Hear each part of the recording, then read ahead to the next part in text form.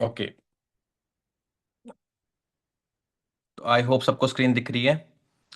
तो ये आपकी सेक्शन बी है। मैंने आरटीपी में 26 डाउनलोड कर रखी है। आई होप सबने अपने फ़ोन पे खोल ली है। अगर नहीं खोली है तो क्या मैं सेंड करूं? तो अगर किसी को चाहिए तो वो थम्स अप कर दे कि हाँ उसको आरटीपी चाहिए मे 26 की। कि तुम स्क्रीन देख के कर लोगे मैनेज। ओके। अब भेजता हूँ मेरे को।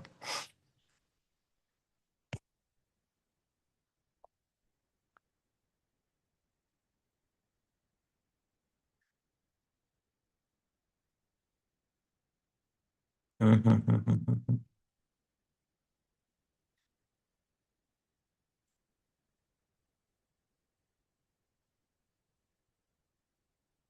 चलो, अब आपके पास आरटीपी चली गई है। तो सुकराज डाउनलोड करके आप उसको देख सकते हो। चलो स्टार्ट कर रहा हूं मैं।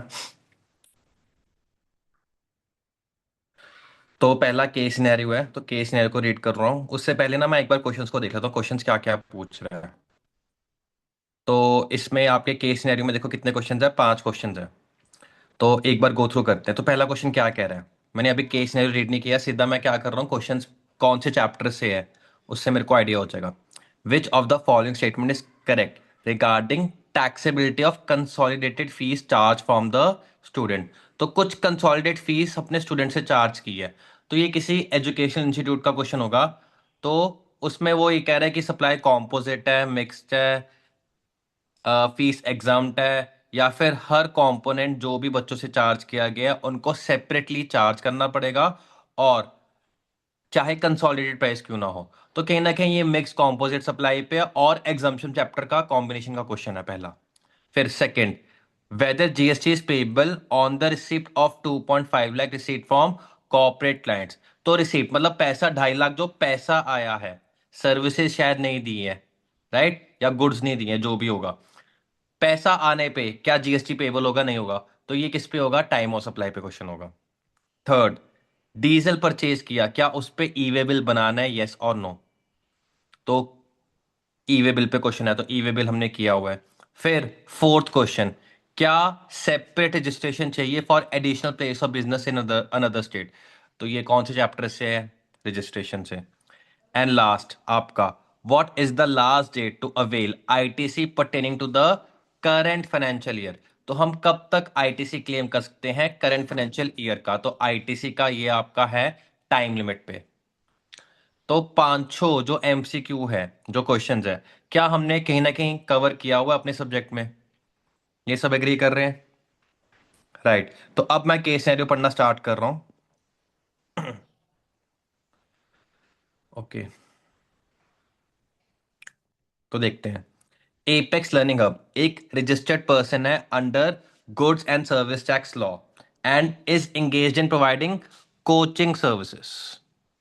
उनकी एग्रीगेट टर्नओवर पिछले साल कितनी थी? 5 करोड़ से ज्यादा थी। तो ऑब्वियसली बात है, रजिस्टर्ड होगा ये, और लिखा भी हुआ रजिस्टर्ड पर्सन है। अब during the course of internal review and compliance verification, तो जब internal review and compliance verification हुआ तो फॉलोइंग फैक्ट्स पता लगे। क्या फैक्ट्स पता लगे? Apex Learning hub provides coaching services for competitive examination and charges a consolidated free fees from student। तो कंसोलिडेटेड फीस स्टूडेंट से चार्ज करता है, वो इकट्ठे चार्ज करता है। और जो भी फीस चार्ज कर रहा है उसके अंदर क्या क्या है? ट्यूशन फीस है, ठीक है, स्टडी मैट है, access to recorded online lectures है which are not separately shown in the invoice, study material and recorded online lectures are otherwise not available. तो एक तरह से जैसे हमारा इंस्टीट्यूट ही ले लो, उसी तरह से ये भी रन कर रहा है। वो क्या कर रहा है कि ट्यूशन फीस भी, कुछ भी हैवी स्टडी मैट वगैरह सब कुछ इंक्लूडेड है, एक ही फीस है, सेपरेटली इनवॉइस पे कुछ नहीं बताया हुआ। और जो स्टडी मैट या रिकॉर्डेड ऑनलाइन अलग से नहीं बेच रहे हैं, जो अपने स्टूडेंट्स हैं बस उन्हीं को बेचते हैं। राइट। तो इसके ऊपर आपका पहला क्वेश्चन है एमसीक्यू। अब पहला एमसीक्यू आपसे पूछा जा रहा है कि क्या जो कंसोलिडेटेड फीस चार्ज की जा रही है स्टूडेंट से, उसकी करेक्ट टैक्सेबिलिटी क्या है? क्या ये कॉम्पोजिट सप्लाई है? कॉम्पोजिट सप्लाई का मतलब क्या है? सेक्शन 8 याद करो सीजीएसटी एक्ट का, जहां पे आपका रेट कौन सा लगेगा? जो प्रिंसिपल सप्लाई का होगा। और यहां पे प्रिंसिपल सप्लाई क्या है? Coaching services. क्या ये कंपोजिट सप्लाई है? सेकंड, क्या ये मिक्स सप्लाई है? मिक्स सप्लाई क्या है कि नेचुरली बंडल नहीं है, आपने आर्टिफिशियल बंडल बना लिया।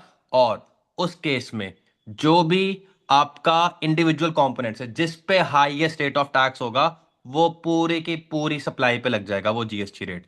तो क्या ये मिक्स सप्लाई है? फिर सी, ट्यूशन फीस जो होती है, एजुकेशन सेक्टर है भाई तो एग्जाम्प्ट है। और सिर्फ स्टडी मैट जो बुक्स दी जा रही है या ऑनलाइन लेक्चर्स है वो टैक्सेबल है। तो क्या सी ऑप्शन है? या डी, आपको हर कंपोनेंट को इंडिविजुअली अलग अलग बाइफरकेट करके उस पर अलग अलग जीएसटी लगाना पड़ेगा? चाहे आप कंसोलिडेटेड प्राइस क्यों ना चार्ज कर रहे हो, आपको खुद सेग्रीगेट करना पड़ेगा। तो इन चारों में से कौन सी स्टेटमेंट करेक्ट है? तो ऐसा करते हैं, मैं ना आपका इसमें पोल बना लेता हूँ, उसी को हम रीयूज करते रहेंगे। तो सबने आंसर करना है बिना देखे, नीचे जाके बिना देखे जल्दी से बताओ करेक्ट आंसर क्या है। सब आंसर देंगे, मैंने पोल डाल दिए। अगर आपको नहीं भी आता है तब भी आप क्या करो, एटलीस्ट ट्राई करो कि आपको बेस्ट आंसर क्या लग रहा है। तो सबने आंसर करना है, अक्षत, गगेंद्र, गुरजोत, हरमन, पंकुश, रोमियो, शगुन, शहरी, सुखराज। तो सब कह रहे हैं ये क्या है, कॉम्पोजिट सप्लाई है। तो बिल्कुल ठीक है, the correct answer is a. Well done.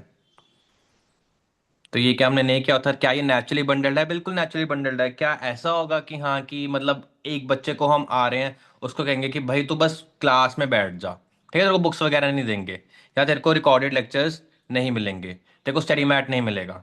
ऐसा नहीं होता, ये सब कुछ नेचुरली बंडल्ड है। मतलब कोई भी बच्चा अगर पढ़ने आ रहा है इंस्टीट्यूट, उसको आपको सब कुछ सर्विसेज देनी पड़ेंगी। तो correct answer is a. Next, आगे चलते हैं। हम्म।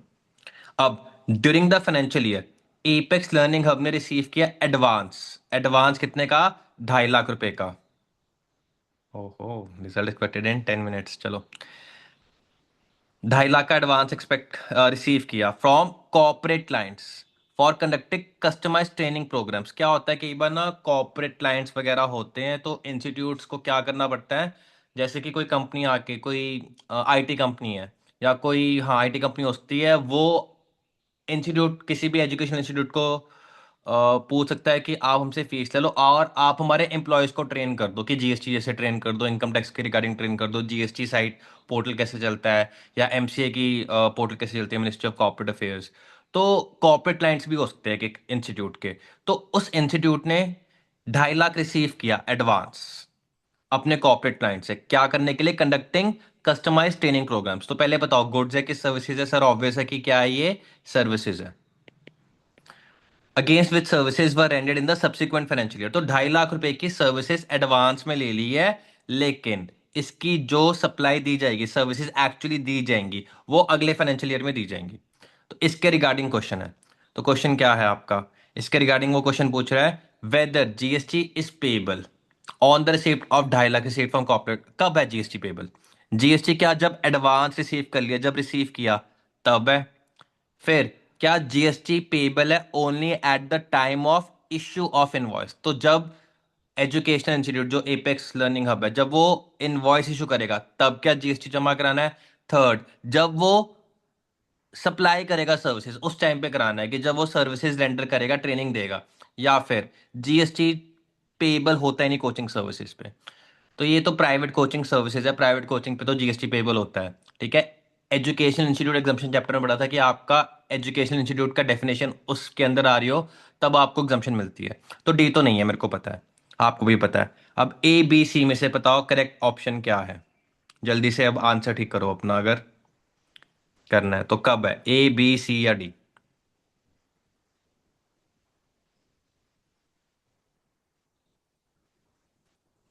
तो चेंज ही नहीं कर रहा, क्या हुआ?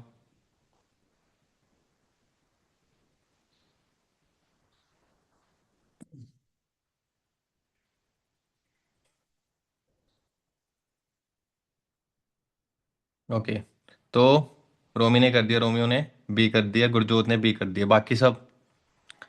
बाकी सबका क्या ए ही आंसर है, इसलिए नहीं चेंज कर रहे कि कर नहीं रहे हो? बोलो बोलो। तो मैं ये प्रिज्यूम करूं कि 7 स्टूडेंट्स ने ए आंसर दिया है और 2 स्टूडेंट ने बी आंसर दिया है। ओके, तो सबसे पहले चैप्टर है ये आपका टाइम ऑफ सप्लाई।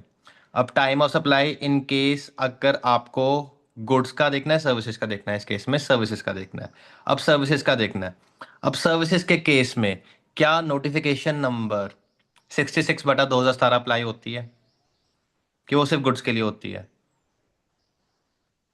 तो जो उन्होंने एडवांस पे जीएसटी मना किया था वो सिर्फ गुड्स पे मना किया था। राइट, तो ये किसका क्वेश्चन है? ये सर्विसेज का क्वेश्चन है। तो सर्विसेज पे अगर आपका एडवांस भी आ जाए तो एडवांस के केस में भी आपको क्या करना है? जीएसटी जमा कराना पड़ेगा। तो इस केस में आपका 2.5 लाख का जो ये एडवांस है इस पे GST at the time of receipt हो जाएगा। बताओ, ये सबको क्लियर है? और इनवॉइस कब तक इशू करना होता है सर्विसेज के केस में? कितने डेज के विद इन? ये तो तुम्हें मैसेज पे लिखना पड़ेगा। सर्विस के केस के विद इन। अब थोड़ा सा तो रिकॉल करने की कोशिश करो, गलत हो जाएगा ठीक है, कोई ना। करवाया हुआ मैंने सारा। या फिर ऐसा करता हूँ तो मैं टाइम ऑफ सप्लाई का दिखाई देता हूँ ताकि तुम्हें रिकॉल हो जाए। ये देखो, time of supply of services. ठीक है, ये गुड्स है लेफ्ट साइड और ये राइट साइड सर्विसेज है। गुड्स के केस में ही नोटिफिकेशन नंबर 66/2017 अप्लाई होता है। राइट, एंड सर्विसेज में नहीं होता। सर्विसेज में आपको टाइम ऑफ सप्लाई क्या होगा? अगर तो आपने इनवॉइस टाइम पे इशू कर दिया, मतलब कितने डेज के विद इन आपको सर्विसेज देने के बाद, 30 डेज के विद इन, तो इनवॉइस डेट और receipt which ever is earlier. अगर आपने टाइम पे इनवॉइस इशू नहीं किया तो जब आपने सर्विसेज कंप्लीट कर दी या पैसा आपको एडवांस में मिला, लेकिन दोनों केस में एडवांस पे जीएसटी आएगा विच एवर इज अर्लियर। तो इस केस में उन्होंने एडवांस 2.5 लाख रिसीव किया और बाद में इनवॉइस या सर्विसेज दी गई है, तो सबसे पहले पता है लग रहा क्लियरली कि एडवांस में पैसा आया, तो करेक्ट ऑप्शन क्या हो जाएगा? ए हो जाएगा। तो बताओ, सबको क्लियर है? जल्दी से थम्स अप करो। Good morning Tanya. Good morning Anjali. Right, ठीक है, अगले क्वेश्चन पे चलते हैं। ओके, अब एपेक्स लर्निंग हब ने परचेज किया diesel for an amount of 50,000 for running emergency power backup facility at it centre. Supplier जो लोकेटेड था, डिस्टेंस उसका 20 किलोमीटर था। देखो देखो, हमें देखो एजुकेशन इंस्टीट्यूट में क्या होता है, जनरेटर वगैरह चलाना पड़ता है, लाइट चली जाती है, फिर बच्चे पढ़ नहीं पाते हैं, तो चीची करते हैं बच्चे। तो फिर उन्होंने भी सेम चीज करी, डीजल परचेज किया 50,000 रुपए का ताकि इमरजेंसी पावर बैकअप मिले। अब सप्लायर जिससे डीजल लिया वो 20 किलोमीटर की दूरी पे था, जहां पे सेंटर था उससे 20 किलोमीटर की डिस्टेंस पे था। राइट, तो इसके रिगार्डिंग क्वेश्चन है। अब in case of diesel purchase by Apex Learning Hub, e way bill is required to be generated. क्यों? क्योंकि आपका वैल्यू 50,000 के इक्वल है। या फिर not required to be generated as consignment value is not more than 50,000। Third, not required to be generated as the transport location was not more than 50 kilometers. या fourth, not required to be generated at all irrespective of the value of goods। तो जल्दी से अपना answer करो, क्या correct answer है ई way bill के regarding? ये आपका क्वेश्चन है, सिंपल क्वेश्चन है। डीजल हमने परचेज किया, ठीक है, वैल्यू एग्जैक्टली 50,000 है, डिस्टेंस 20 किलोमीटर है। तो बताओ जनरेट करने का या नहीं करने का? ओके, तो 4 बच्चों ने डी ऑप्शन पे सिलेक्ट कर लिया है, 3 बच्चे अभी ए पे हैं। अब 2 रह गए, गगेंद्र रह गया और सुखराज रह गया।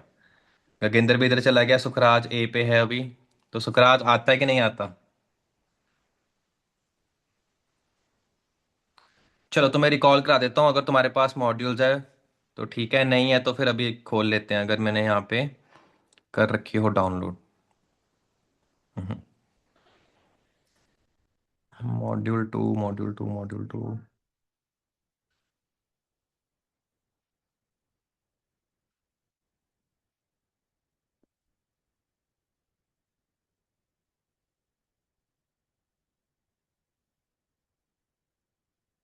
हम्म।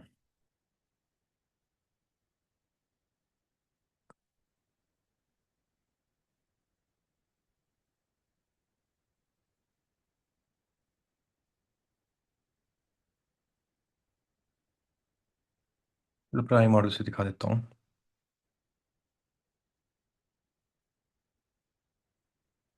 थोड़ी पुरानी मॉड्यूल है, अभी लेटेस्ट ना मैंने डाउनलोड नहीं करी हुई, तो बट सेम ही होगा। ये एक बार पढ़ लो, ये तुम्हारा ई वे बिल के चैप्टर में होगा लास्ट में। फॉलोइंग गुड्स अगर ट्रांसपोर्ट कर रहे हो तो e way bill is not required to be generated. तो liquefied petroleum gas for supply of household non domestic exempted category customers, kerosene oil post package. ठीक है। और यहाँ पे कहीं पे है डीजल। हम्म,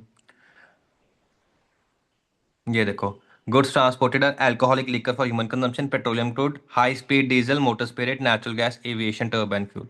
तो अगर ये वाले गुड्स है तो अब आपको ये वाली लिस्ट पूरी लर्न करनी पड़ेगी, इंपॉर्टेंट है ये वाली लिस्ट। तो अभी एक बार ध्यान से इसको अभी आप रिवाइज कर लेना, ऐसे ही आपकी रिवीजन होती है। राइट। तो डीजल जो है, क्योंकि ये एक नॉन जीएसटी गुड है, ठीक है, जीएसटी के परव्यू में आता ही नहीं है, तो अगर ये आप ट्रांसपोर्ट कर रहे हो तो उस केस में ई वे बिल बनाने की जरूरत नहीं है। तो करेक्ट ऑप्शन क्या है? डी है। तो बताओ, सबको क्लियर हुआ? जल्दी से थम्स अप करोगे क्लियर हो गया। राइट, आगे चलते हैं। तो इसमें यही पंगा है,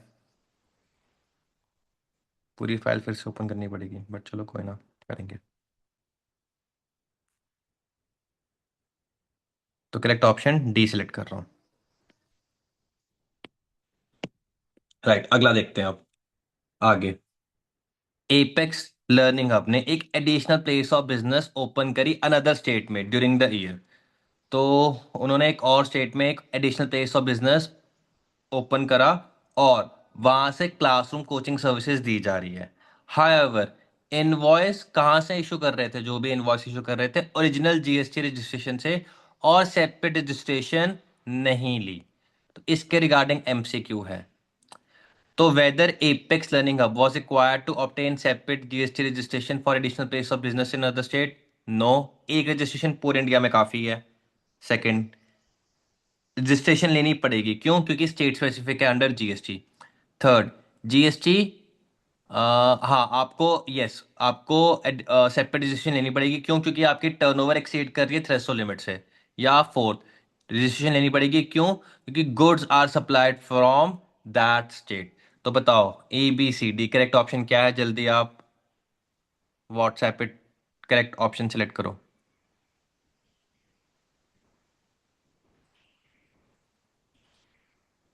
ओके, तो अक्षत और कौन रहता है? गुरजोत। तो बिल्कुल ठीक, B is the correct answer.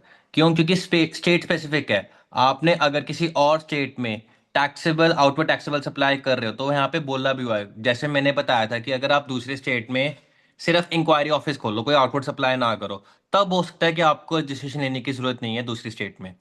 Right, लेकिन इस केस में क्योंकि हम क्लासरूम कोचिंग सर्विसेज दूसरे स्टेट से देंगे, तो इस करके आपको दूसरे स्टेट में भी रजिस्ट्रेशन लेनी पड़ेगी। तो बी बिल्कुल करेक्ट ऑप्शन है।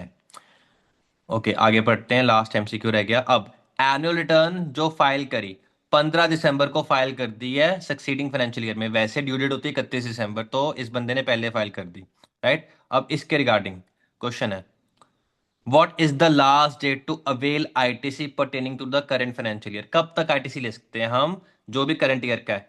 अगले साल के 15 दिसंबर तक, अगले साल के 30 नवंबर तक, इसी साल के 31, नहीं अगले साल के 31 मार्च तक, या फिर due due date of furnishing the return for September of the succeeding financial year. तो ए बी सी डी, जल्दी से करेक्ट ऑप्शन सिलेक्ट करो सब। आईटीसी कब तक ले सकते हैं?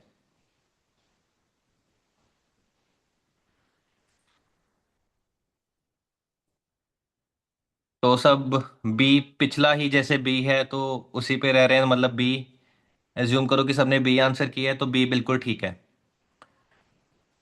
सेक्शन 16(4), टाइम लिमिट सबको याद है आईटीसी की लेने की? तो आपको रिकॉल भी करा देता हूँ आपके नोट से।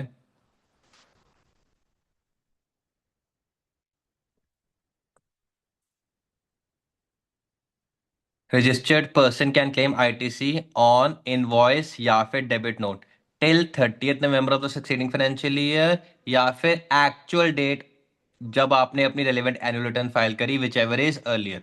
तो उसने 15 दिसंबर को अपनी एनुअल रिटर्न फाइल कर ली थी, तो 30 नवंबर तो पहले आ जाता है, तो करेक्ट ऑप्शन क्या है? 30 नवंबर। तो आपका 500 MCQ बिल्कुल ठीक है। तो बताओ, कॉन्फिडेंस आया? आया तो थम्स अप करो। क्या हमने क्लास में किया हुआ था ये केस सिनेरियो अच्छे से? हम क्या कर सकते हैं इसको अटेम्प्ट अगर एग्जाम में आ जाए? राइट। ठीक है। राइट, चलो अब नेक्स्ट क्वेश्चन चलते हैं सिक्स्थ पे। अब ये थोड़ा प्रैक्टिकल क्वेश्चन है और थोड़ा सा टफ है, तो इसको ध्यान से करेंगे। मैसेज निवेदिता,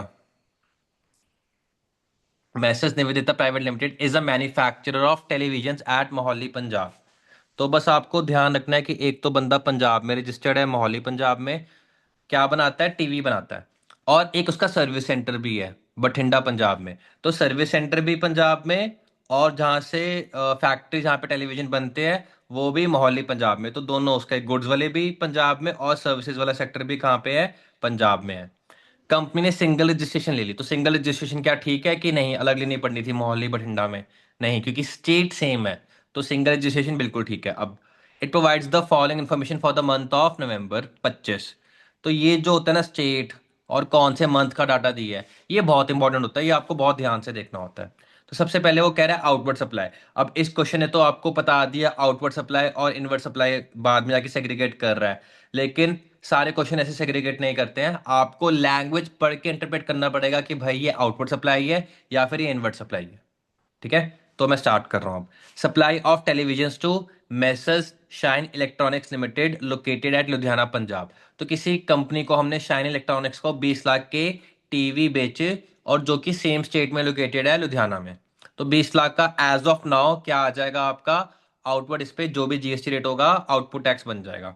फिर raw material transfer to service centre located at Bathinda branch. तो 1,80,000 का हमने रॉ मटेरियल ट्रांसफर करा।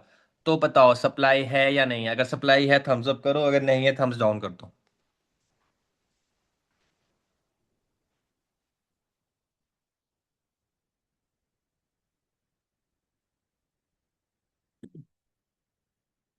ओके, शगुन ने कहा नहीं है सप्लाई। बाकी सब कहाँ हो? आंसर करो सब यार, ऐसे मत करो, रिस्पॉन्स चाहिए मुझे। सुखराज जी क्या हो रहा है?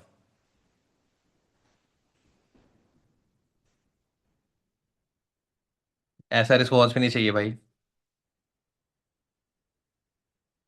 ठीक है, तो बताओ क्या ये डीडीपी है? डीडीपी है या नहीं है? नहीं है डीडीपी, क्यों? क्योंकि सेम स्टेट में है और एक ही जीएसटी नंबर है। राइट, तो डीडीपी नहीं है। तो आपका यहाँ पे शेड्यूल 1 नहीं आ रहा है, तो ये सप्लाई नहीं है। तो कोई ये बच्चा ये मत कह देना कि सर ऊपर तो आउटवर्ड सप्लाई लिखा हुआ है, तो बोल ही रहा आउटवर्ड सप्लाई, तो ये भी सप्लाई है। नहीं, वो आउटवर्ड सप्लाई पॉसिबल हो सकती है, इसमें आपको बताना है आउटवर्ड, बस कहने का मतलब ये सारी आउटवर्ड्स है। इसमें से सप्लाई है या नहीं है वो आपको देखना है, कितने पे जीएसटी आएगा। तो this is not a supply. फिर आगे, एडवांस रिसीव किया मैसेस इलेक्ट्रो डिवाइन रजिस्टर्ड, जो कि दिल्ली में है, फॉर परचेज ऑफ टेलीविजन। तो 3.5 लाख का एडवांस रिसीव कर लिया है, अभी टीवी नहीं दिए। ठीक है, अभी इनवॉइस इशू नहीं हुआ। तो बताओ 3.5 लाख पे जीएसटी आएगा कि नहीं आएगा? थम्स अप अगर जीएसटी आएगा, थम्स डाउन अगर जीएसटी नहीं आएगा। बिल्कुल ठीक, नोटिफिकेशन नंबर 66/2017 गुड्स के केस में अप्लाई होता है। एंड गुड्स पे एडवांस अगर ले भी लो, खुलेआम लो, कोई इशू नहीं है, जीएसटी तुम्हें नहीं जमा कराना। तो 3.5 लाख पे अभी तो नहीं आएगा एज ऑफ नाउ, आगे बढ़ते हैं। फिर एडवांस रिसीव किया same new electro divine registered Delhi for payment of AMC annual maintenance charges, कि टेलीविजन का एएमसी का कॉन्ट्रैक्ट उन्होंने दिया हुआ है। तो मैसेज न्यू इलेक्ट्रो डिवाइन ने ऑप्शनल एएमसी जो होती है, उन्होंने ऑप्शनल में लिया था कि हाँ एएमसी कराएंगे। तो 50,000 उसके रिगार्डिंग भी एडवांस मिला है। तो इस पे भी नहीं आएगा, जब टीवी पे नहीं आ रहा तो फिर 50,000 जो एएमसी है उस पे भी नहीं आएगा ना, कि इस पे आ जाएगा? इस पे बताओ एडवांस पे आएगा जीएसटी? इस पे आएगा, क्यों? क्योंकि ये सर्विसेज है। तो देख लो, तुम्हें बहुत ध्यान से आइडेंटिफाई करना पड़ेगा क्या गुड्स है क्या सर्विसेज है। तो इस केस में आ जाएगा। राइट। फिर ये आउटवर्ड सप्लाईज थी। ठीक है, फिर inward supplies, purchase of raw material from electro message electro enterprises private limited registered Ludhiana Punjab. 25 lakh का रॉ मटेरियल लिया, ठीक है आगे देखते हैं। फिर हमने फ्रेट पे किया, इनवर्ड पे आ गया हूं मैं। Freight paid for transportation of television to a tempo owner जो कि रजिस्टर्ड है एज जीटीए, जीटीए मतलब goods transport agency, at Mohali Punjab. और उसने इनवॉइस इशू तो कर दिया लेकिन विदाउट एनी जीएसटी, 50,000। ओके, ठीक है next. Paid rent of factory and service centre to mister Rakesh who is unregistered person, तो 1,20,000 का रेंट पे किया किसी अनरजिस्टर्ड पर्सन को, लैंडलॉर्ड अनरजिस्टर्ड है जीएसटी में। ठीक है, फिर security services, receipt from safety and security services sole proprietorship firm registered under composition scheme at Jalandhar Punjab, 25,000। तो ये चार सर्विसेज है। तो आपने मेरे को एक एक करके बतानी है इसमें। अगर तो कुछ बच्चों ने किया हुआ है उनको क्लिक कर जाएगा कि कुछ इसमें से आरसीएम है, कुछ इसमें से फॉरवर्ड चार्ज है। तो पहला, फॉरवर्ड या रिवर्स, एक एक करके। तो मैं जो बात कर रहा हूं मैं इसकी बात कर रहा हूं, ये पहले वाला। ये फॉरवर्ड चार्ज में, मतलब फॉरवर्ड चार्ज का मतलब क्या है कि हम रेसिपिएंट है, हम जीएसटी सप्लायर को देंगे फॉरवर्ड चार्ज में और सप्लायर जमा कराएगा, या फिर हम खुद ही जमा करा देंगे रिवर्स चार्ज में। तो पहला फॉरवर्ड चार्ज, रिवर्स चार्ज। बिल्कुल ठीक पंकुश, फॉरवर्ड चार्ज। एफ या आर लिख सकते हो, दैट विल बी सफिशिएंट।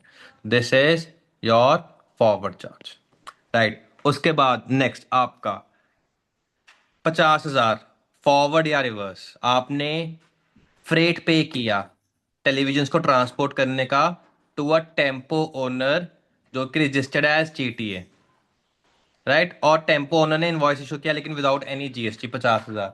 तो आपका फॉरवर्ड या रिवर्स, एफ या आर? बिल्कुल ठीक, आरसी। ये इजी है, जीटीए तो बहुत किया हुआ, तो ये आरसीएम है।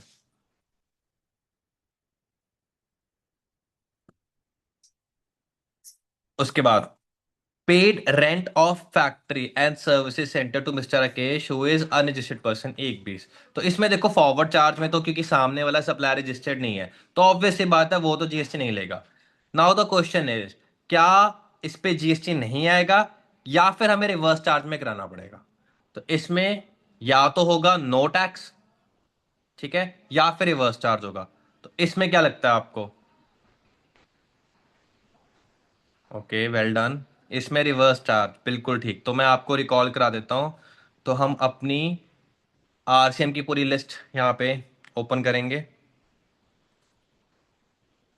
तो देखो, पहला तो जीटीए था आपका, transportation of goods by road, GTA जो कि कंसाइनमेंट नोट इशू करता है, जीटीए बोल ही रहा है।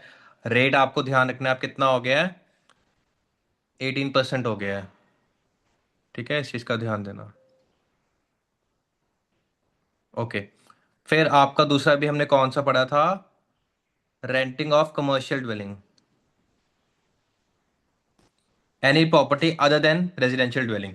तो अगर कोई सप्लायर, यहाँ पे सप्लायर है अनरजिस्टर्ड है और रेसिपिएंट, ध्यान रखना any registered person except composition dealer. अब इस क्वेश्चन में जो हम रेसिपिएंट है वो कॉम्पोजिशन डीलर नहीं है। बाय चांस एग्जाम में ऐसा क्वेश्चन आ जाए जिसमें जिस एंटिटी की बात कर रहे हैं वो कॉम्पोजिशन स्कीम में रजिस्टर्ड है, राइट, और डिट्टो सेम पॉइंट आ जाए, ये वाला डिट्टो सेम पॉइंट आ जाए, उस केस में नो टैक्स। फॉरवर्ड चार्ज में अनरजिस्टर्ड पर्सन लैंडलॉर्ड भी नहीं चार्ज करेगा और आपको आरसी में भी नहीं कराना पड़ेगा।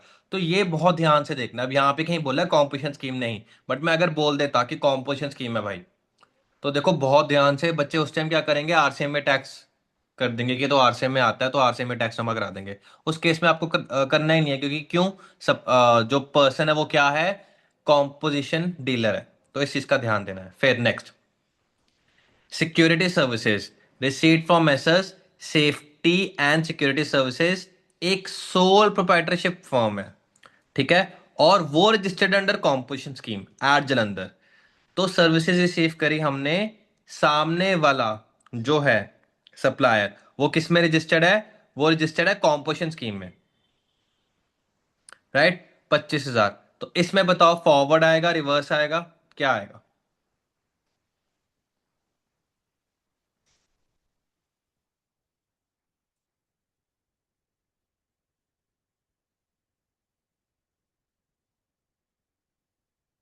फॉरवर्ड आएगा रिवर्स आएगा? रिवर्स आएगा तो सामने वाला कॉम्पोजिशन स्कीम ऑप्ट कर रहा है। ठीक है। कॉम्पोजिशन स्कीम ऑप्ट करने के बावजूद क्या हमें कम रेट ऑफ टैक्स नहीं लगा सकता? तो आपको देखना पड़ेगा अपना आरसीएम का, जो मैंने आपको मास्टर चार्ट कराया है। तो ये आपका security services by way of personnel या मैन पावर।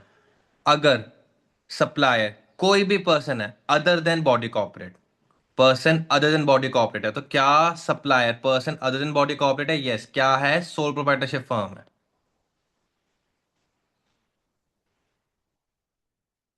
बिल्कुल ठीक। राइट। और हम रेसिपिएंट जो है, क्या हम रजिस्टर्ड पर्सन है इन टैक्सेबल टेरिटरी? तो हम रजिस्टर्ड पर्सन है, कोई भी हो हम रजिस्टर्ड है, सिंगल रजिस्ट्रेशन ली हुई है। तो फिर ये किस में आ जाएगा? रिवर्स चार्ज में आ जाएगा। तो ये चीज क्लियर हुई? सबको बताओ, थम्स अप करो अगर क्लियर है। अब देखो हमने सारा किया हुआ है क्लास में कवर। राइट। तो अब आपको एक्स्ट्रा इन्फॉर्मेशन दे रहे हैं, तो इसके रिगार्डिंग हमें करना पड़ेगा, अब देखना पड़ेगा।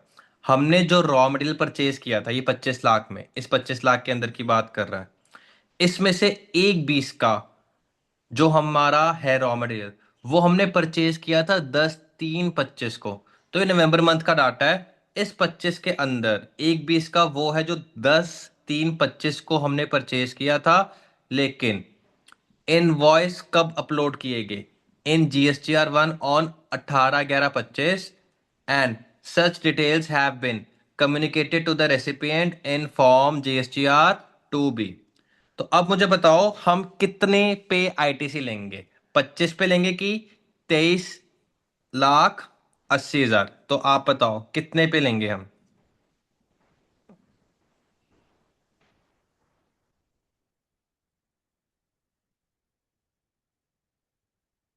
25 लाख पे कि 23,80,000 पे?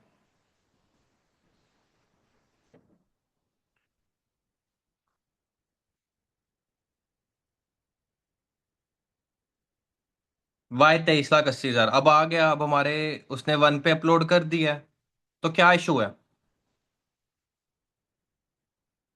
What's the issue? क्यों नहीं ले सकते आप? मेरे को सेक्शन या माइक ऑन करके बता सकते हो, मेन वो चीज़ है। और ये सेक्शन हमने अभी रिसेंटली करा है, अभी थोड़ी देर पहले ही करा है, पिछले क्वेश्चन में। सेक्शन 16(4) आपका आईटीसी का टाइम लिमिट होता है। टाइम लिमिट क्या होता है? आप आईटीसी ले सकते हो या तो 30 नवंबर तक, 30th नवंबर, और actual date of filing annual return. तो एनुअल रिटर्न के बारे में शायद बात ही नहीं करी, या बोली एनुअल रिटर्न फाइल्ड ऑन 30/10/25। तो आगे जाके ये भी बोला हुआ है 30/10/25 को हमने एनुअल रिटर्न फाइल कर दी 24/25 की। तो 30/10/25 के बाद आप आईटीसी ले ही नहीं सकते। अब सामने वाले सप्लायर ने 18/11/25 को करा अपलोड, तो टेक्निकली अगर ये मैं 31/12 भी कर दूं ना, तब भी नहीं ले पाऊंगा। क्यों? क्योंकि 18/11 को जब वो अपलोड करेगा, मेरे 2B में कब आएगा? मेरे 2B में आएगा ये भाई 14 दिसंबर 25 को। एक सेकेंड। हेलो। ओ कंग्रेचुलेशंस। कितने आए मार्क्स इनकम इसमें टैक्सेशन में? That is good. That is good, very good.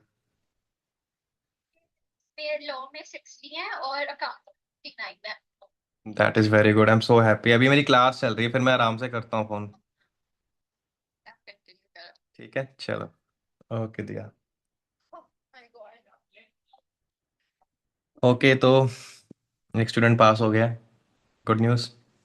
Hopefully तुम भी हो रहे हो, फिंगर्स क्रॉस्ड। रिजल्ट आ चुका है। चलो कोई ना, हम अभी कंटिन्यू करते हैं।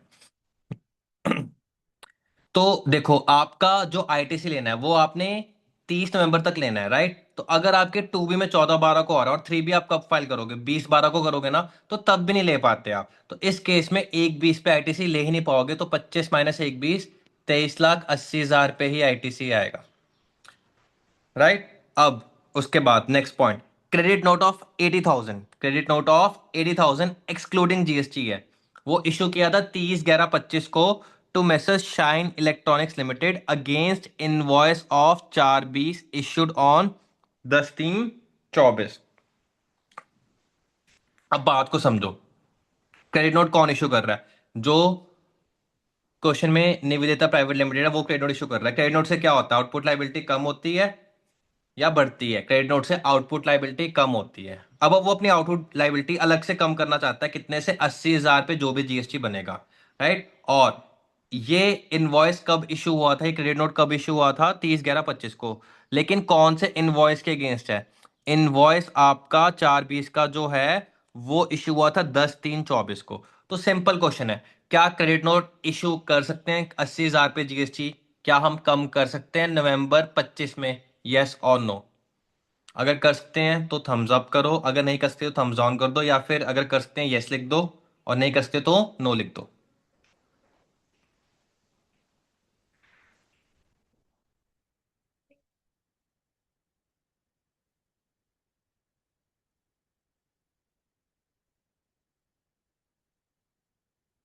किसको नहीं आ रहा तो वो लिख दो कि सर नहीं याद आ रहा, डोंट रिमेम्बर, कुछ ऐसा लिख दो।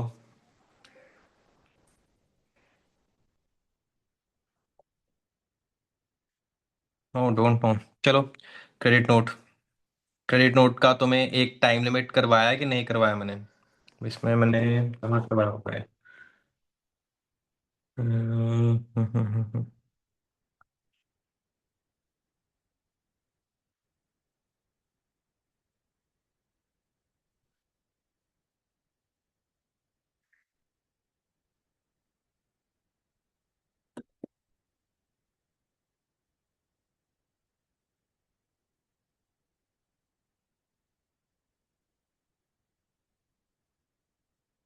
इनवॉइस चैप्टर नहीं दिख रहा मुझे, एक सेकंड।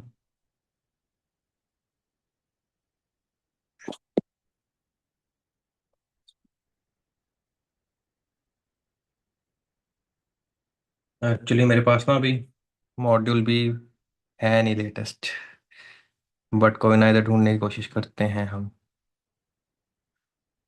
ये पुरानी मॉडल में कवर्ड है क्रेडिट नोट।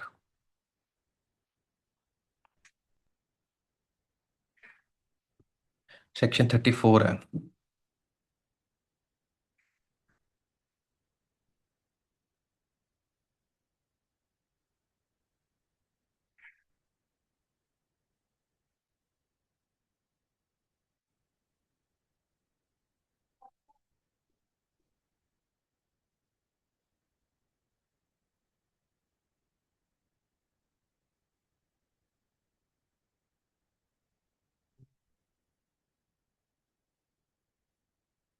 ओके, सेक्शन 34 में credit note, supplier shall declare details of one or more credit notes in the upcoming return, but max to max by 30 November of the next financial year or actual date of filing annual return, जो कि GST 9 होती है, which ever is earlier. तो देखो, credit note है, आपको मैंने बताया था ये क्लास में कि यार क्रेडिट नोट में आप अपनी आउटपुट लाइबिलिटी कम कर रहे हो।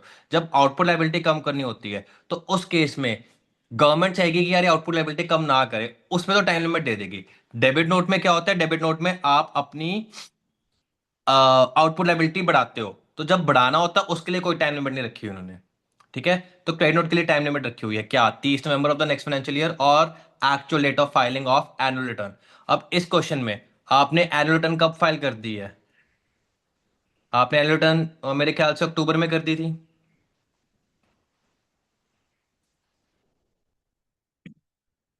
30/10 को कर दी थी।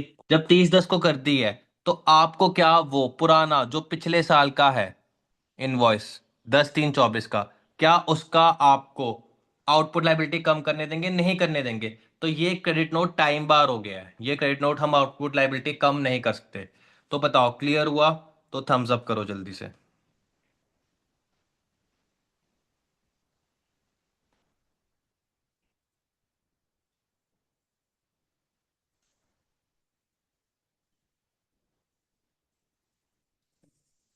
ठीक है, तो अब आगे करते हैं। Question complete. टर्नओवर हमारी पिछले साल 160 लाख थी। जीएसटी रेट आपका ढाई, ढाई और 5 है इन केस ऑफ जीटीए। और अदर देन दैट 9 + 9 18 है। ठीक है।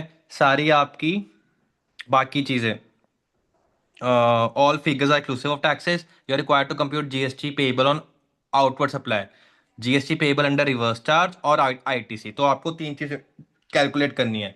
आउटवर्ड सप्लाई में कितना जीएसटी बनेगा, रिवर्स चार्ज पे कितना जीएसटी बनेगा, और आईटीसी कितना अवेलेबल है जीएसटी। तो आपको वो चीजें करनी है सॉल्व। तो जल्दी से करते हैं। राइट। तो एक तो 20 लाख पे आपका कितना हो जाएगा, 9 और 9%, तो कितना हुआ ये 9 और 9%, 1.80 लाख और 1.80 लाख। तो ध्यान रखना आपका IGST, CGST एंड SGST अलग करना है। तो ये आपका देखो, ये है पंजाब टू पंजाब, तो ये आपका इंट्रा स्टेट है। फिर ये आपका क्या सप्लाई है, ये आपका सप्लाई नहीं है। तो मैं इसको ऐसा करता हूँ, यहाँ पे सोल्यूशन से दिखा देता हूँ। तो ये देखो 20 लाख, इस पे 180 और 180 आ गया। क्रेडिट नोट वो यही कह रहा है इज इनवैलिड, क्योंकि कब तक कसके से, till 30 November 24, and GST liability will not be reduced in respect of such credit note. तो आई होप क्लियर हो गया। फिर उसके बाद जो ट्रांसफर आपने किया है अपने ही सर्विस सेंटर को, तो वो आपका, क्योंकि सेम रजिस्ट्रेशन है तो ये सप्लाई ही नहीं है, तो ये भी आपको लिखना पड़ेगा नोट में, या फिर इधर ऐसे जैसे इन्होंने प्रेजेंट किया है।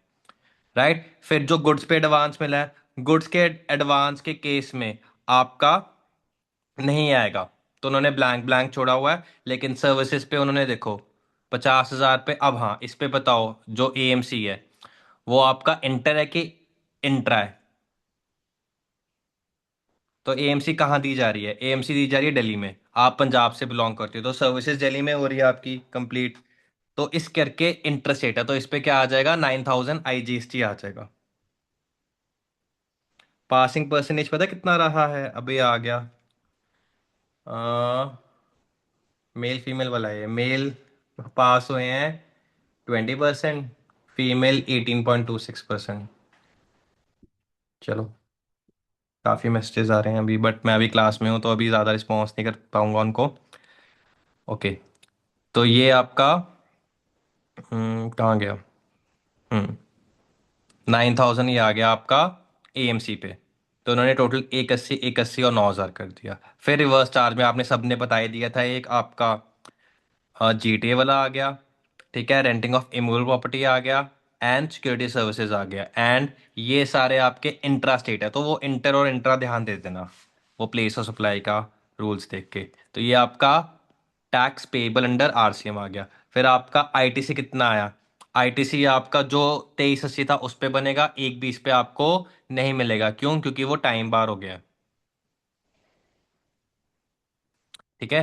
फिर रिवर्स चार्ज पे आपका, जो रिवर्स चार्ज है क्या उसका आईटीसी मिल जाता है, यस। तो ये जो 14,300 है ये उसी का टोटल है, देखो 10,800, 1,250 और 2,250। तो ये आपका क्वेश्चन था, तो इसको आप क्या कर लोगे मैनेज, थम्स अप करो जल्दी से।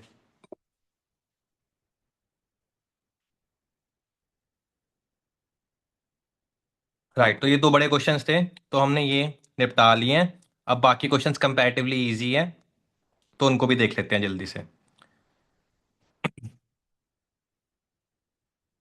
सेवेंथ टर्न, अब eighth. Examine the taxability of supplies in the following independent cases. Seventh हो गया, नहीं सेवेंथ नहीं हुआ अभी। Seventh, Mr. Jitendra engaged in various services. It is registered as a regular taxpayer under GST. He has furnished you the following information relating to various output transactions done for the financial year. Rent receipt for renting of land for fish farming 6 lakh. अब आपको E या T लिखना है, examined या taxable. तो बताओ, fish farming के लिए हमने रेंट रिसीव किया। फिश फार्मिंग क्या होता है, आपने जगह ले लिया, वहां पे आपने काफी पूल वगैरह बना दिया, और वहां पे आपने फिशेस को क्या कर रहे हो, उनकी एक तरह से ग्रोथ वगैरह देखी जा रही है। मतलब होते हैं ना, फार्म्स वगैरह होते हैं, तो उनकी रेयरिंग वगैरह हो रही है, उनकी केयर की जा रही है। तो ई या टी, एग्जाम तो टैक्सेबल। और अगर नहीं पता तो मैं ऐसा करता हूँ, तुम्हारा व्हाट्सएप पे ही बना देता हूँ, लिख ही रहे हैं वैसे स्टूडेंट। Exam, exam. तो बिल्कुल ठीक है, एग्जाम्प्ट है तो आपको रिकॉल भी करा देता हूँ। एग्जाम्पशन चैप्टर अगर आप निकाल लोगे तो ये हमने कहाँ पढ़ा था, पता है तुम्हें? एग्रीकल्चर प्रोड्यूस में, एग्रीकल्चर सेक्टर में। तो यहाँ पे rearing of all life forms of animal except of horses. तो हॉर्सेस को छोड़ के अगर किसी भी और एनिमल का आप ध्यान रख रहे हो, रेयरिंग कर रहे हो, चाहे फूड फाइबर फ्यूल के लिए, तो फिर that will be what, that will B exempt.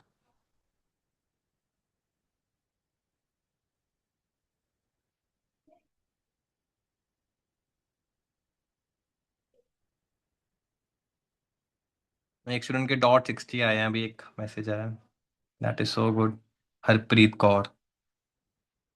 Okay next. Receive price link subsidy from messrs happy days a registered charitable trust. तो एग्जाम या टैक्सेबल? 2 लाख।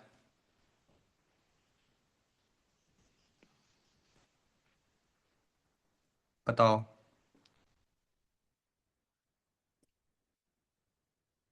एग्जाम या टैक्सेबल?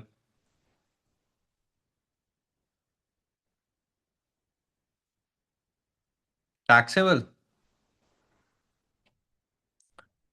कैसे टैक्सेबल? एग्जाम्प्ट नहीं होगा क्या ये? अगर आपको एक, हाँ ठीक है, प्राइस लिंक सब्सिडी मिल रही है, सॉरी मैं थोड़ा सा मिसरीड कर गया। आपको एक हैप्पी डे से मिल रही है, एक रजिस्टर्ड चैरिटेबल ट्रस्ट है, तो ये नॉन गवर्नमेंट एंटिटी है। तो नॉन गवर्नमेंट एंटिटी से अगर आपको मिल रही है डोनेशन, तो फिर उस पे जीएसटी आपको जमा कराना पड़ेगा। तो वैल्यू सप्लाई में इंक्लूड होगा, तो that will be taxable. Clear है सबको? बताओ ये वाला point. Next. Provided services as National Testing Agency to Messrs. Fine Future Institute, a recognized education institute for conducting an entrance examination for admission to educational institute। तो एक services provide करी गई किसको? नेशनल टेस्टिंग एजेंसी को। To Messrs Fine Future Institute, एक recognised education institute है, कि हम क्या करें, कंडक्ट करें entrance examination for admission to education institute. तो बताओ एग्जाम की टैक्सेबल?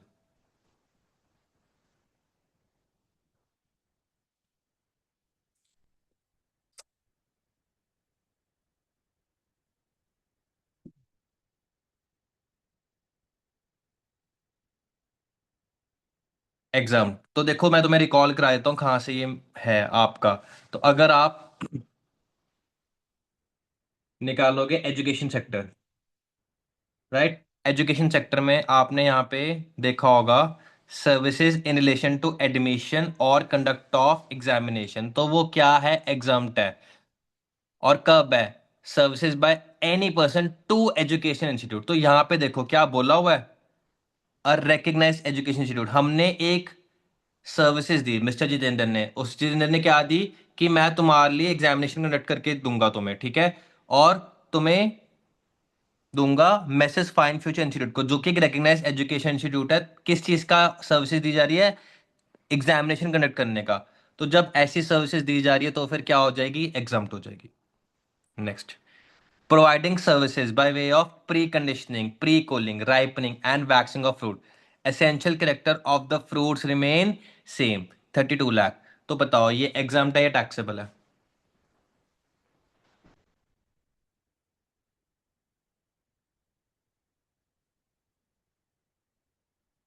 बिल्कुल एग्जाम है, क्योंकि आपके एसेंशियल कैरेक्टर चेंज नहीं हो रहे हैं। और एग्रीकल्चर सेक्टर में हमने किया था।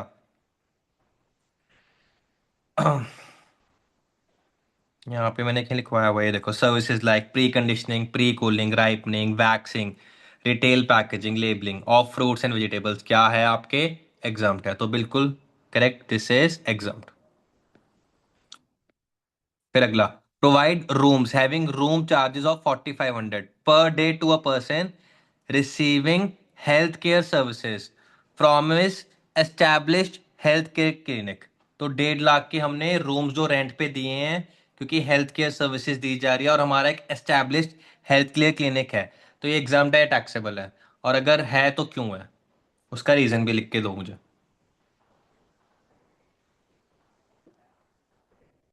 क्या लिमिट है? बिल्कुल ठीक शगुन।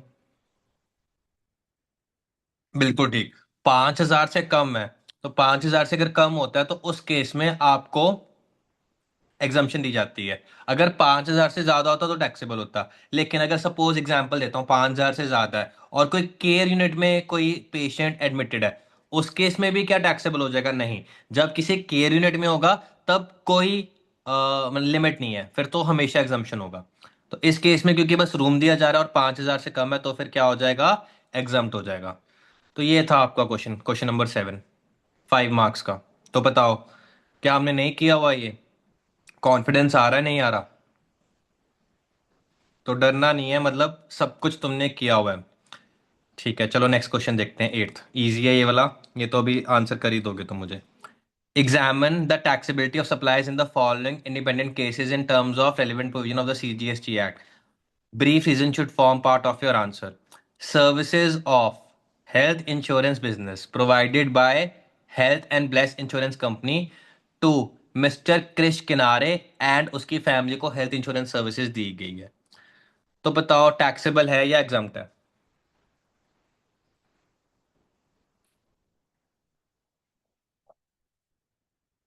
बट ग्रुप को नहीं दी गई, फैमिली, बंदे को और उसकी फैमिली को। ये ग्रुप में काउंट नहीं होता। ये ग्रुप में काउंट नहीं होता है, ये हमारा अमेंडमेंट का पार्ट है। तो उन्होंने देखो अमेंडमेंट से क्वेश्चन पूछ लिया। तो दिस इज एग्जाम्प्ट। हेल्थ और लाइफ इंश्योरेंस, जो जीएसटी 2.0 आया था गवर्नमेंट की तरफ से, उन्होंने उस पर एग्जाम्पशन दे दी है, तो बिल्कुल ठीक है। फिर next, A1 hotels provided supply of accommodation services having value of supply equal to 20,000 rupees per month to a MBBS student mister Pranav Sachdeva, और कंटिन्यूस पीरियड कितना है? 180 डेज है। तो इस केस में बताओ, एग्जाम या टैक्सेबल?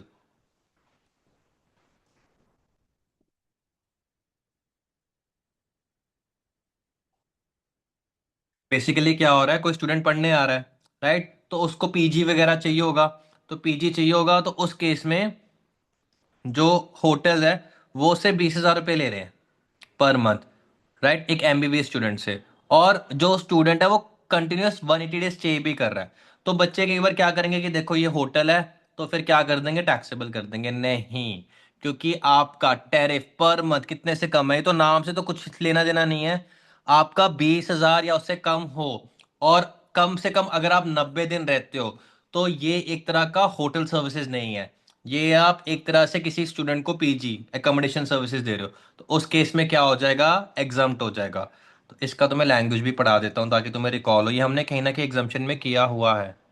एग्जाम्पशन में किया, कहाँ किया है हमने? एकोमोडेशन सर्विसेज एंटरटेनमेंट में कहाँ किया था ये वाला? ये रहा। ये देखो, 20,000 और कंटिन्यूस पीरियड ऑफ 90 डेज, तो ये मैंने करवाया हुआ है क्लास में।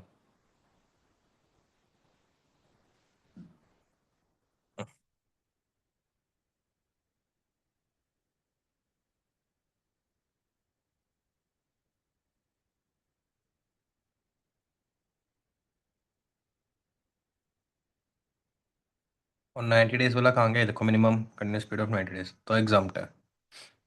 चलो, ये भी डन हो गया। अगला देखते हैं, question number 9। Determine time of supply, तो टाइम ऑफ सप्लाई बताना है। पहला पढ़ रहा हूं। Messrs Janvi event management management a registered firm is engage in the business of event management services. Mister Jaspir ने हायर किया मेसर्स जानवी इवेंट मैनेजमेंट को on 1st Feb 2025 to organise marriage anniversary function to be held on 14th Feb। तो देखो, 1 Feb को क्या किया? Higher कर लिया कि भाई तू मेरा मैरिज एनिवर्सरी फंक्शन कब होना है? 14 फेब को करना है। कॉन्ट्रैक्ट वगैरह या हायर कब किया गया? 1 फेब को। फंक्शन होना है 14 फेब को। ठीक है। टोटल कंसिडरेशन कितनी है? 3 लाख। ठीक है। 1 फेब को बातचीत होगी, या कॉन्ट्रैक्ट वगैरह बन गया होगा, 14 फेब को इवेंट है, और 3 लाख का पूरा इवेंट है। अब मिस्टर जसबीर है जिसने अपना फंक्शन कराना है, उसने 25,000 एडवांस पे किया 4th फेब को। 4 फेब को बुकिंग अमाउंट करवा दे कि हाँ 25,000 मैं पक्का, मेरा 14 फेब को जो फंक्शन है वैलेंटाइंस डे पे, तो मैं पूरा ऑर्गेनाइज कराऊंगा, ये लो 25,000 टोकन मनी पकड़ो। ठीक है, 4th फेब को 25,000 एडवांस दे दिया। फिर मैसेज जानवी इवेंट मैनेजमेंट ने बिल इशू कर दिया 12 मार्च को, काफी देर अगले मंथ जाके, 3 लाख का किया। उसके बाद जाके बैलेंस अमाउंट 275 20 मार्च को पे किया गया। तो आपको टाइम ऑफ सप्लाई बताना है, तो देखते हैं पहले।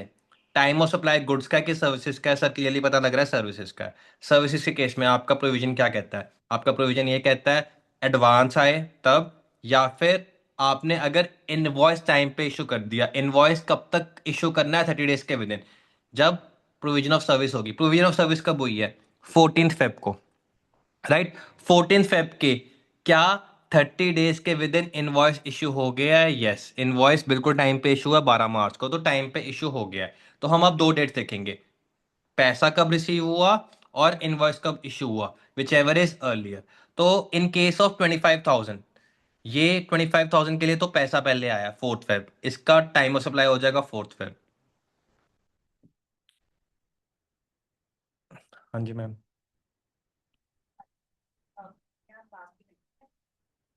एक सेकंड स्टूडेंट होल्ड करना।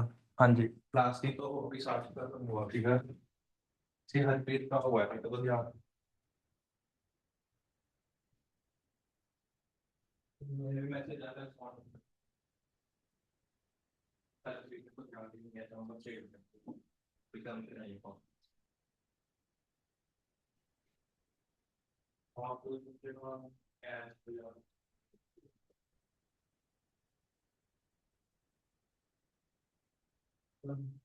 ठीक है मेरे को वेट करना है मैं क्लास में मुझे फिर मैं तो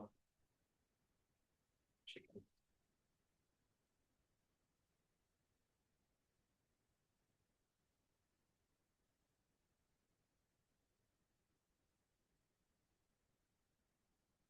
हाँ जी, तो आपका 2,75,000, इस केस में आपका पैसा आया है 20 मार्च को और इनवॉइस 12 मार्च को, तो इसका हो जाएगा 12 मार्च। तो ऐसे करना है, तो बताओ सबको क्लियर हुआ ये चीज? एग्री कर रहे हो सब? थम्स अप करो जल्दी से।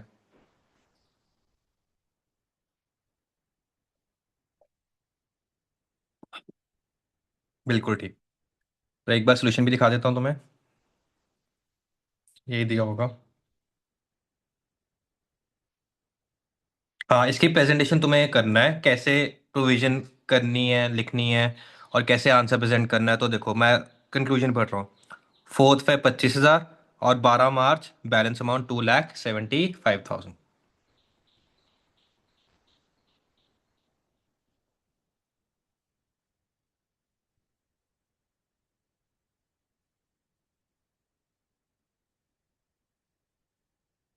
राइट, अगला देखते हैं।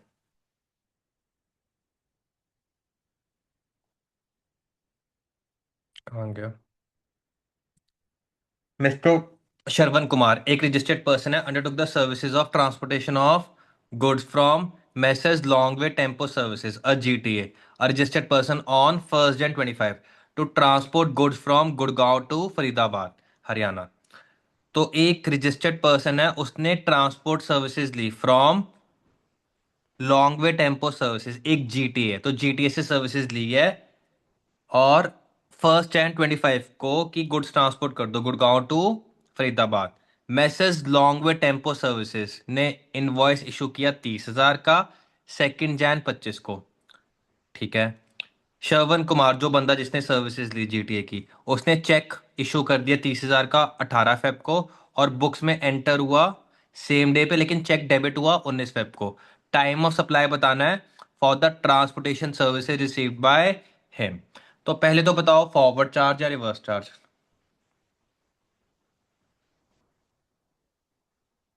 फॉरवर्ड या रिवर्स?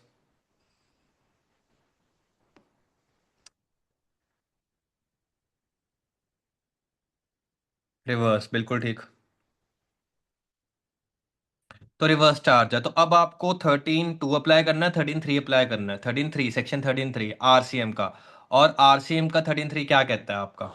उसमें कितना टाइम होता है? ध्यान से याद करना, मेरे ख्याल से 60 डेज का होता है। 60 डेज का होता है कि नहीं होता? तो अपने को 13(2) नहीं लगाना, 13(3) लगाना है। तो 13(3) time of supply is the earliest of the following: date of payment entered in the books of account, और date of debit to the bank, या फिर 61st डे, 60 डेज के बाद जो होगा फ्रॉम द सप्लायर्स इनवॉइस, इन तीनों में से which ever is earlier is the time of supply.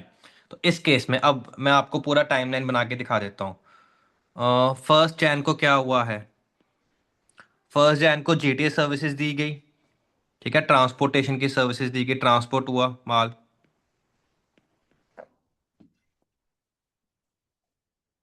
फिर उसके बाद इनवॉइस कब इशू किया गया, जीटीए ने जो लॉन्ग वेट इसने किया सेकंड जैन को, तो इनवॉइस तो टाइम पे इशू हो गया, सप्लायर्स इनवॉइस, ठीक है। फिर उसके बाद चेक जो पेमेंट करी गई 30,000 के 18 फेब, ठीक है, और बुक्स में भी एंटर हो गया, तो 18th और 19th को बैंक से डेबिट हो गया, तो 18th और 19th which ever is earlier 18th। तो क्लियरली आपको देखना है सेकंड और 18th which ever is earlier, तो क्या डेट होगी आपकी, सेकंड जैन। तो इसका देख लेते हैं, टाइम ऑफ सप्लाई ये दिया हुआ है। अरे नहीं, मैंने क्या मिस कर दिया, एक सेकंड, इनवॉइस कब इशू किया, इनवॉइस डेट मिस कर दी।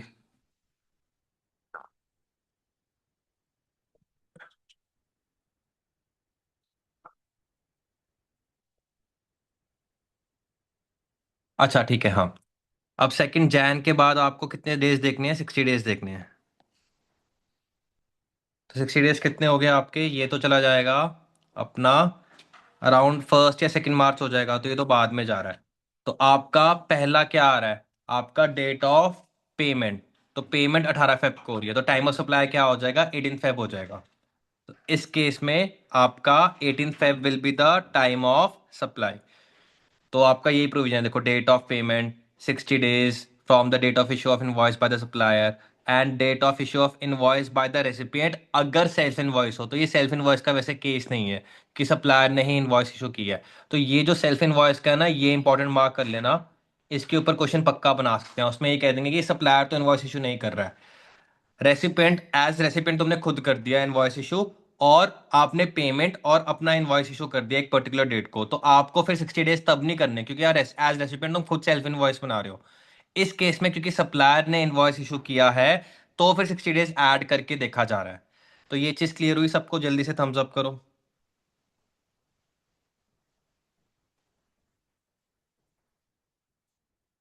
ठीक है,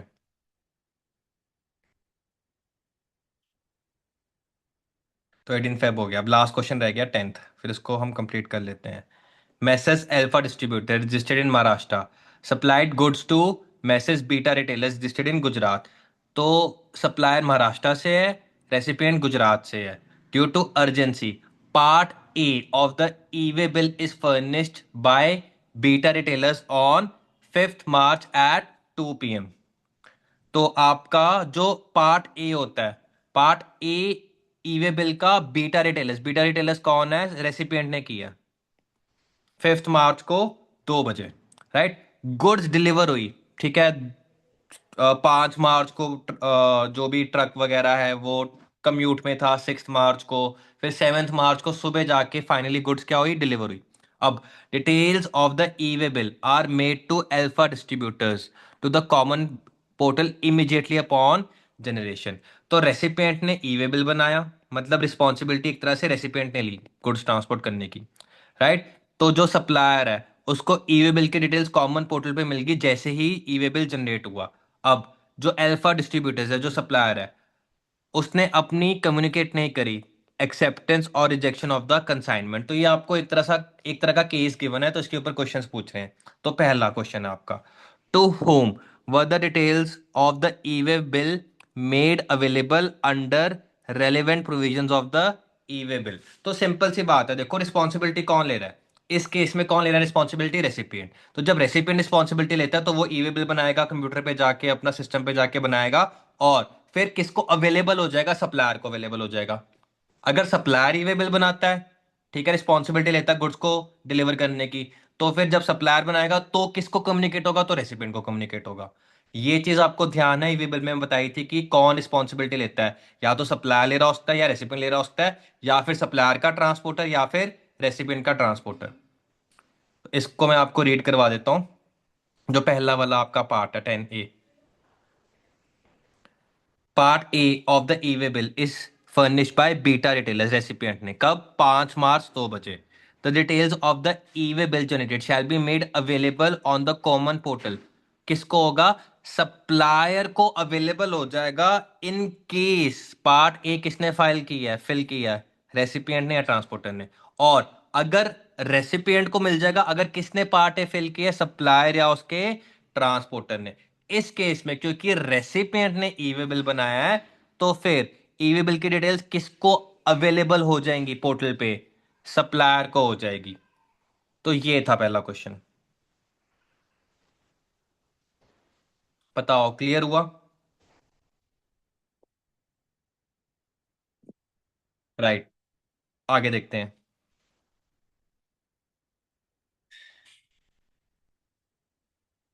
what is the last date and time for communication of acceptance और रिजेक्शन? तो ई वे बिल में आपका देखो क्या होता है, रेसिपिएंट ने ई वे बिल बना दिया, राइट। अब सप्लायर जो है उसको कम्युनिकेट हो गया 5 मार्च 2 बजे कि हाँ कि तेरे जगह से गुड्स उठेंगे और रेसिपिएंट के वहां डिलीवर होंगे। अब जो सप्लायर है अल्फा डिस्ट्रीब्यूटर्स उसके पास ऑप्शन है कि वो ईवे बिल को क्या कह सकता है, रिजेक्ट कर सकता है कि भाई ये रिजेक्ट करो, मेरे यहाँ से कोई माल नहीं जा रहा, कुछ भी रीजन हो सकता है। या फिर वो चुपचाप बैठे और टाइम पीरियड निकलने दे। ठीक है। तो सप्लायर के पास इस केस में क्योंकि रेसिपिएंट ने ईवे बिल बनाया तो सप्लायर के पास है कि उसने एक्सेप्ट करना है, रिजेक्ट करना है। तो अगर रिजेक्ट करना है तो उसके पास कब तक का टाइम है? उसके पास टाइम कब तक होता है? जब तक गुड्स एक्चुअली डिलीवर ना हो जाए। ये आपके ईवे बिल के नोट्स में लिखवाया हुआ है मैंने। इस केस में देखो क्या है क्वेश्चन। ई वे बिल बना 5 मार्च 2 बजे। ठीक है। गुड्स डिलीवर हुई 7 मार्च सुबह 10 बजे। तो जब गुड्स डिलीवर हो रही है तब तक अल्फा डिस्ट्रीब्यूटर्स के पास टाइम है कि वो रिजेक्ट कर सकता है। तो बी का हम ये आंसर देंगे, बी पार्ट का। द एक्सेप्टेंस और rejection of E way bill must be communicated. हाँ, एक तो होता था विद इन 72 आवर्स और time of delivery of goods which ever is earlier. तो 72 आवर्स अगर काउंट करोगे तो वो बनता है 8 मार्च 2 बजे, क्योंकि आपका 5 मार्च 2 PM पे ईवे बिल बना है। इसमें आप 72 आवर्स ऐड कर लो तो आपका कितना आ जाएगा, 8 मार्च आ जाएगा। एंड टाइम कितना हो जाएगा, 2 बजे। तो ये और आपका जब तक गुड्स डिलीवर नहीं होती, गुड्स डिलीवर हुई है 7 मार्च को 10 AM। इन दोनों में से विच एवर इज अर्लियर। बताओ क्लियर हुआ? ये आपको देखो रीड करना पड़ेगा क्योंकि अभी मैं बता रहा हूँ आपको लग रहा है नया है, तो ये मैंने ईवे बिल में करवाया हुआ है। एक बार ईवे बिल आज जाके फिर से रिवाइज करना। राइट। तो इस केस में आपका this will be the time जब तक सामने वाला ईवे बिल को एक्सेप्ट या रिजेक्ट कर सकता है। तो ये टाइम है एक्सेप्टेंस या rejection of the consignment covered by the e-way bill. And third third question last क्या कह रहा है? वो लास्ट में ये कह रहा है when will deemed acceptance apply. Deemed acceptance होता है कि अगर सामने वाला ना एक्सेप्ट कर रहा है ना रिजेक्ट कर रहा है और गुड्स डिलीवर हो जाए तो उस केस में ऑटोमेटिकली मान लिया जाता है कि ई वे बिल क्या हो गया, एक्सेप्ट हो गया। In case the person to whom the information of part is made available, वो अपनी एक्सेप्टेंस या rejection within the above time limit, इस टाइम लिमिट तक वो नहीं कुछ भी नहीं करता तो डीम्ड एक्सेप्टेंस मानी जाती है। और इस केस में क्योंकि अल्फा डिस्ट्रीब्यूटर्स ने कुछ कम्युनिकेट अगर नहीं करा है टिल 7th March 10 AM, तो e way bill will be deemed to have been accepted at 7th March 10 AM। तो मैं ऐसा करता हूँ, देखो मेरे को लग रहा है अभी इस पे ना ज़्यादा रिस्पॉन्स नहीं आया ई वे बिल वाले पे, तो इसको ई वे बिल को ना फिर से रिवाइज करवा दूंगा मैं। अभी के लिए ये जो तुम्हें कराया, हाँ मान लो एक्सेप्ट कर लो कि हाँ ठीक है सर, होगा किया होगा।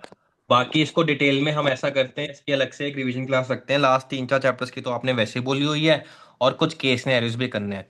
तो अभी के लिए आई थिंक बहुत है। मोस्ट ऑफ द तुमने आरटीपी ठीक आंसर करिए, मतलब लास्ट में आके ईवी बिल में मेरे को क्लियरली दिख रहा है थोड़ी वीकनेस है। बाकी मोस्टली तुम्हें है आता है। तो मिलते हैं फिर नेक्स्ट क्लास में। अभी तुम्हारी ऑडिट की क्लास भी स्टार्ट होने वाली है। तो सबको क्लियर हुआ? अगर क्लियर हुआ, अच्छा लगा आरटीपी, तो थम्स अप करो। ओवरऑल आरटीपी तुम्हें ठीक लगी है तो थम्स अप करो। ठीक है, चलो नेक्स्ट क्लास में मिलते हैं।